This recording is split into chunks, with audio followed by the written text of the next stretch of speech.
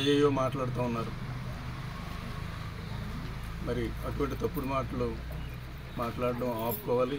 మరి ముఖ్యంగా ఆమె రంపచోడవరం నియోజకవర్గానికి శాసనసభ్యురాలై ఉండి తెలుసుకోవాల్సింది చాలా ఉంది. కోర్టులో వివాదం ఉన్నప్పుడు ఏ వ్యక్తి మీద కూడా వ్యక్తిగతంగా మాట్లాడకూడదనేది అటు హైకోర్టు, సుప్రీంకోర్టులు, కోర్టులు కూడా చాలా చెప్పినటువంటి తీర్పులు చెప్పినటువంటి సందర్భాలు కూడా ఉన్నాయి. అయినప్పటికీ కూడా ఆమె మరి మన ఎమ్మెల్సీ అనంతబాబు గారి మీద, మరి మా ధనలక్ష్మి గారి మీద కూడా ఎన్నో ఇష్టం వచ్చినట్టు మాట్లాడుతున్నారు. మరి మొన్న మరి మా ధనలక్ష్మి గారి మీద మాట్లాడుతూ నా మీద కూడా ₹1 కోటి అవినీతికి పాల్పడ్డాడు ఆడు అని మరి మాట్లాడడం జరిగింది. వారు మరి మేము కూడా అది ఇది అని కూడా అనగలం. సంస్కారం అడ్డవుతుంది కనుక అలాగ అనలేకపోతూ ఉన్నాం.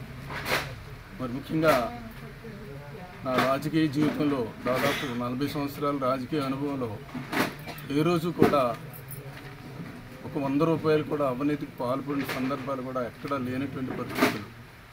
నా జీవితం అంతా కూడా తెరిచిన పుస్తకం లాంటిది. నేను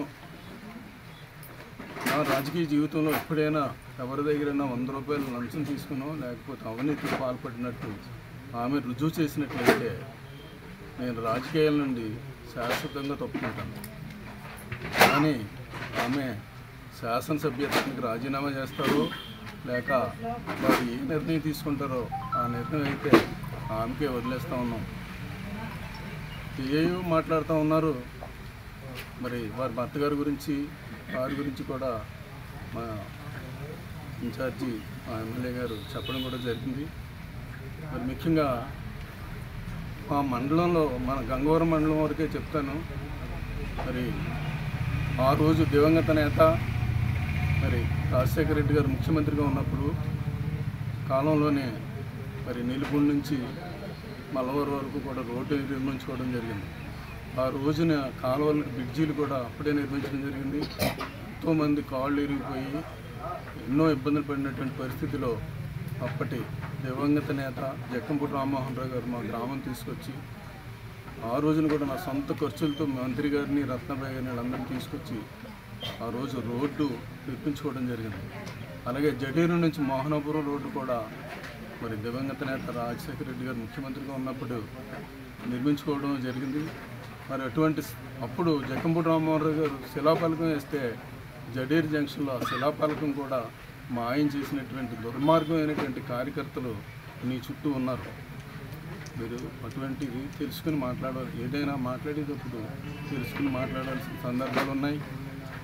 మరి స్వాతంత్ర్యం వచ్చిన తర్వాత ఎంతోమంది పాలకులు వచ్చినప్పుడు కూడా నేను సెంట్రల్ బ్యాంక్ డైరెక్టర్గా ఉండగా కనీసం రంపచోడవరంలో బ్యాంకు కూడా పెట్టించలేకపోయారు. ఈ పార్టీయే దాదాపు 10 సంవత్సరాలు ఇక్కడ ఈ పార్టీ ఎమ్మెల్యేలే పరిపాలించినటువంటి సందర్భాలు అయినప్పటికీ కూడా నేను బ్యాంకు పెట్టింటే కరోనాలో కమర్షియల్ బ్యాంకులు కూడా ఏటీఎంలో డబ్బులు లేకపోతే బాగా కోఆపరేటివ్ సెంట్రల్ బ్యాంకులోనే ఏటీఎంలో డబ్బులు ఇస్తే ఎంతోమంది ఆ డబ్బులు డ్రా చేసుకుని ఖర్చులు పెట్టుకుని బతికినటువంటి పరిస్థితులు. అది నాకుండేటువంటి చరిత్ర. నీలాగా నేను ఎక్కడా దండుకున్నటువంటి సందర్భాలు ఏమీ లేవు. అదే రంపచోడవరంలో అప్పటి మంత్రులు, ఇప్పుడు కలెక్టర్ గారిని అందరినీ పట్టుకుని బ్యాంకుకి స్థలం సేకరిస్తే ఆ స్థలానికి అడ్డంగా నువ్వు దౌర్జన్యంగా షెడ్డు కట్టుకున్నావు.